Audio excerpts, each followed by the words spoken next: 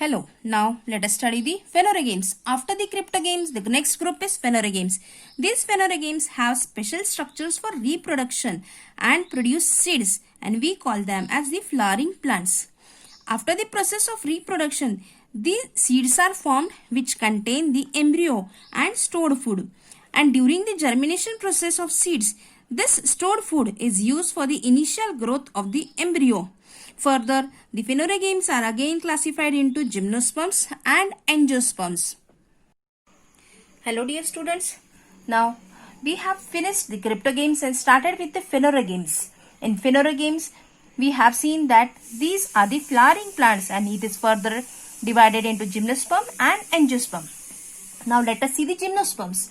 The gymnosperms are mostly evergreen, perennial, woody plants. Their stems are without branches, though they are trees, but their stems are without branches. The leaves form a crown, and the plant bears male and female flowers. That is, male flower is different flower and the female flower is a different flower. But these both flowers are present on the sporophyll. Sporophyll, that is the leaf. These flowers are present on the leaf, so it is called as sporophyll. That is spore-bearing leaf. That is male or female flower bearing leaf, and these leaves are present on the same plant. But the seeds of these plants do not have natural covering. That is, the seeds are not enclosed in the fruit. These seeds do not form the fruit and hence they are open. We say they are the naked seeds. Directly these seeds are present and hence it is called as gymnosperm. Gymno meaning naked and sperm meaning seeds. Examples of this group are Cycas, Thuja, Pinus and again many more. The next one is angiosperm. The largest group of the plants present on the earth is the angiosperm, and these are the all flowering plants. Flower is their reproductive organ and this flower gets converted into the fruit. The fruit encloses seeds, that is, seeds are present inside the fruit. As the seeds are covered inside the fruit, it is called as angiosperm. The meaning of angio is cover and sperm means seeds. Seeds are enclosed in the fruit. Hence it is called as angiosperm. Example, banyan tree, mango, banana, bamboo and again many more. Further, this angiosperm group is divided into dicotyledonous and monocotyledonous. Now let us study the dicotyledonous and the monocotyledonous plant simultaneously with the comparison. Let us see the seed. In the seed of the dicotyledonous plant, you will find two cotyledons, and the monocotyledon, it is single cotyledon. The meaning of mono is single cotyledon, that is monocotyledonous, and di means two cotyledons, that is dicotyledonous. Cotyledon, if the seeds, if they are equally divided into two parts, it is dicots. Example, you can take of the groundnut or the tur or the moong or the matki. They have two cotyledons. Now you are familiar with the dicotyledons. Let us see the monocotyledon plant. Now these seeds, they have single cotyledon.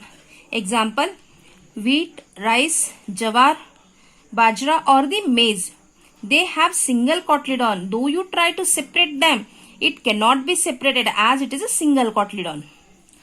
Now the root system. In the dicots, the root system is well developed. That is, the primary root is there. It is called as taproot. That is, this root goes deep inside the soil. That is, this is the big tree. And the monocots, they have the fibrous root system. Stem of the dicots plant is the strong and hard. Example, the banyan tree. In monocots, these are little smaller plants, so the stem can be hollow. Example, bamboo. It can be the false stem, that is the banana, or the disc-like stem as present in the onion. The leaf in the dicots have reticulate venation, but in the monocot it is the parallel venation.